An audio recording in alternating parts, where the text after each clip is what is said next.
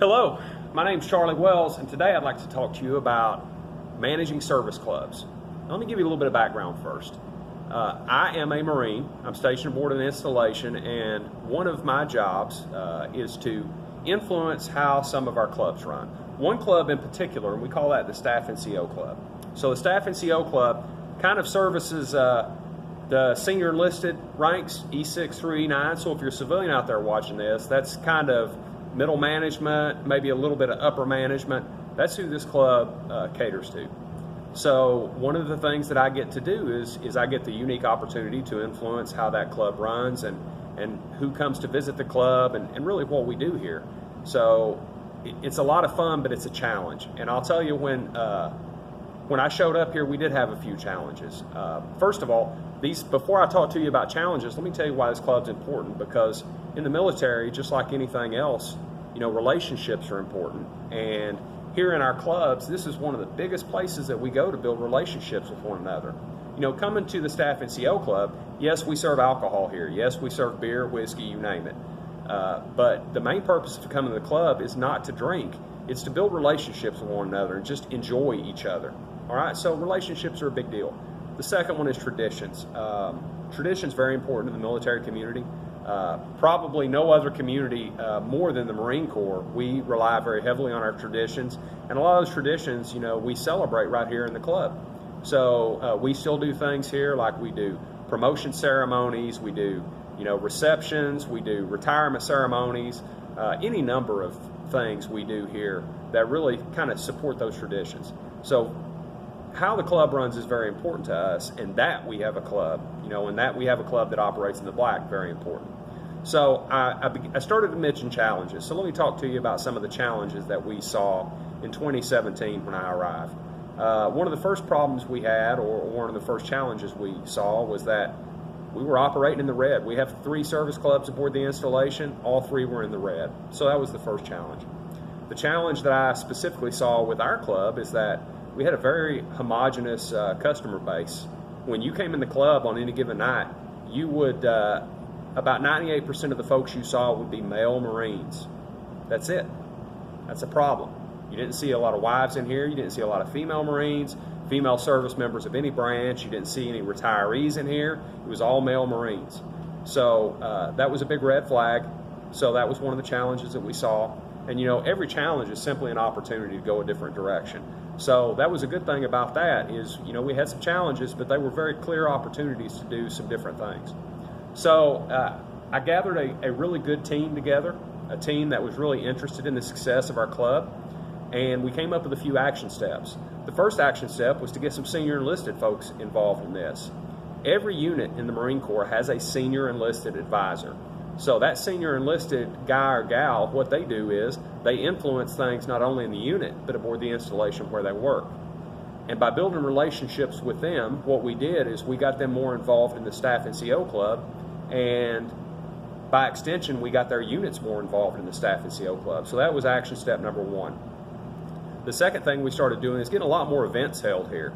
Once you have more units doing things at the club, you have more receptions. You have more classes being given here. A lot of people don't realize they can use this space just to have classes in the middle of the day. There doesn't have to be alcohol involved in that at all. So this is, our club really does serve as a community meeting place, a place to gather. And we got a lot more of that once we got the senior enlisted folks involved and we got more unit participation.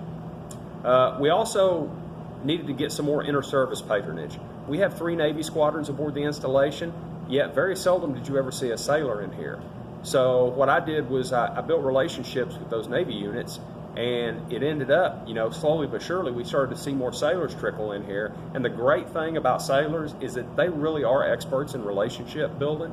And I tell you, once they got in here and they started hanging out with Marines, and Marines started hanging out with them, they started to build some good bridges in here. And we've seen a lot of stuff grow from those relationships, so really good. We started to target more of a diverse group of customers.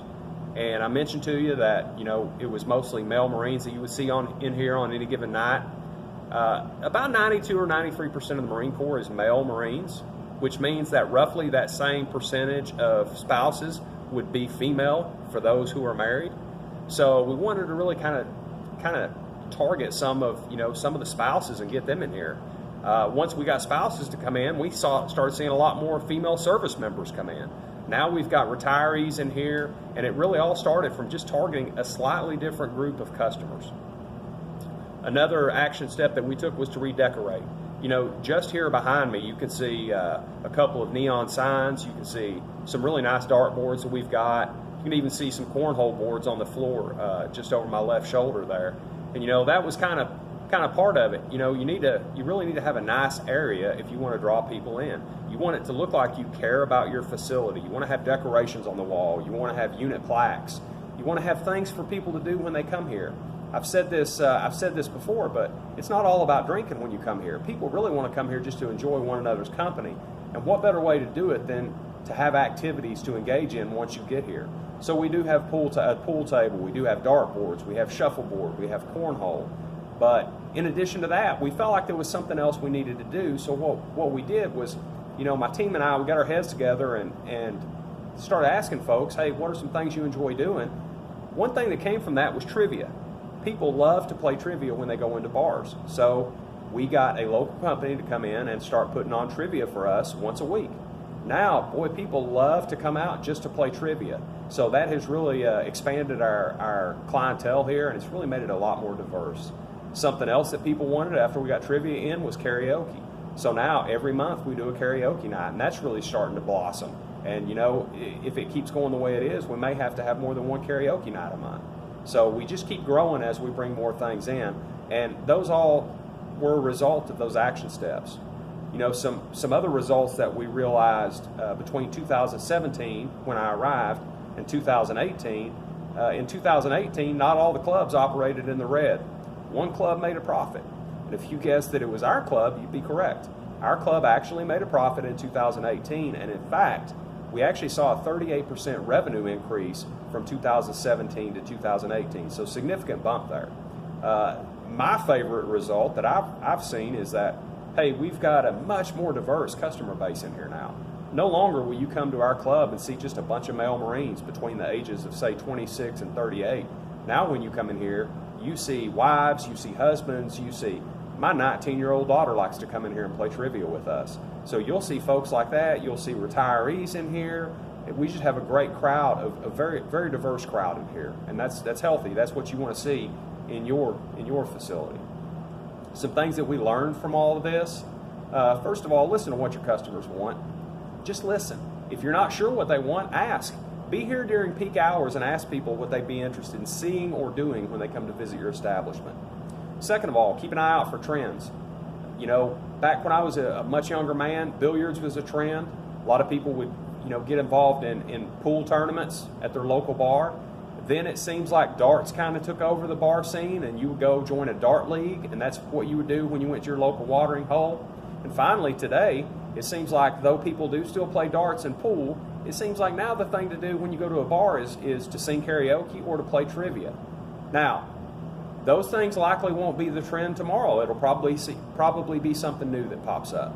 Hey, don't worry about that.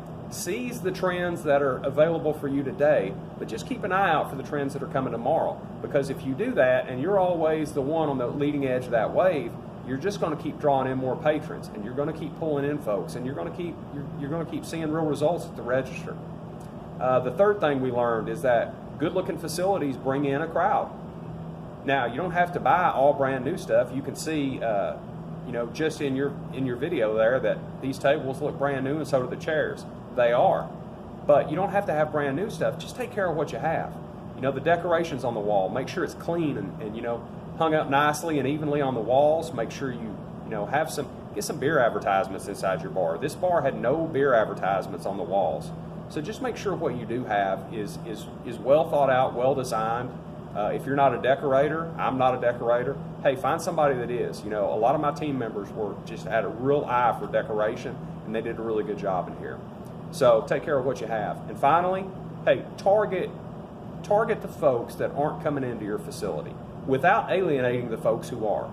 So for us, it was, ladies. We didn't have any ladies in our club. It was just all guys, and you know what? That wasn't a good look for us. So by targeting a more diverse crowd, we actually ended up bringing in more guys as well.